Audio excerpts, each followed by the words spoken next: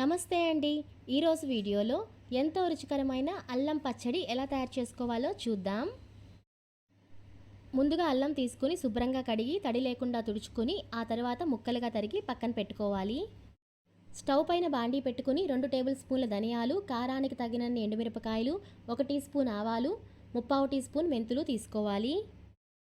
కొద్దిగా చింతపండు తీసుకోవాలి. వీడియోలో చూపించినంత చింతపండు తీసుకుని శుభ్రంగా కడిగి నీళ్లు పోసుకుని కొంచెం సేపు బాగా తెల్లించుకోవాలి, బాగా మరిగించుకోవాలి.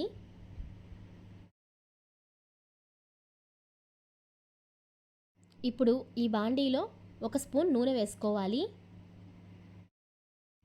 మంటను లో టు మీడియం ఫ్లేమ్లో పెట్టుకుని కలుపుకుంటూ మాడకుండా కమ్మని వాసన వచ్చే వరకు తిరగమాతని వేయించుకోవాలి. కొద్దిగా బెల్లం తీసుకుని సన్నగా తరిగి పక్కన పెట్టుకోవాలి. వేగుతున్న తిరగమాతలో ఒక 1/2 టీ స్పూన్ దాకా ఇంగువ వేసుకోవాలి. ఒకసారి బాగా కలుపుకోవాలి.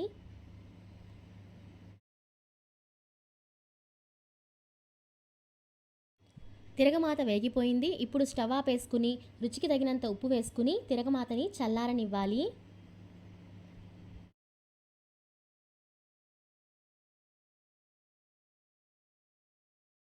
తిరగమాత చల్లారిన తర్వాత మిక్సీ జార్లోకి తీసుకోవాలి.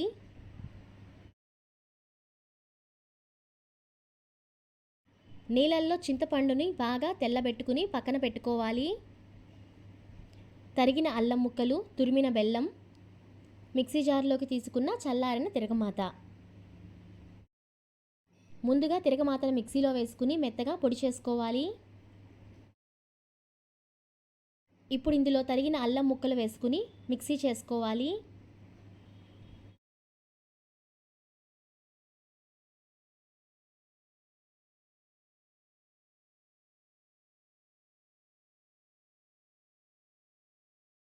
ఇప్పుడు ఇందులో తెల్లబెట్టుకున్న చింతపండు వేసుకోవాలి. ఒకసారి మిక్సీ పట్టుకోవాలి.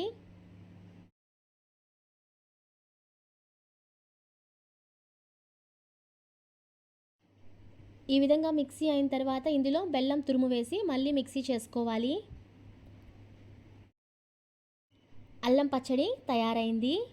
ఇప్పుడు ఈ పచ్చడికి పై తిరగమాత పెట్టుకుందాం.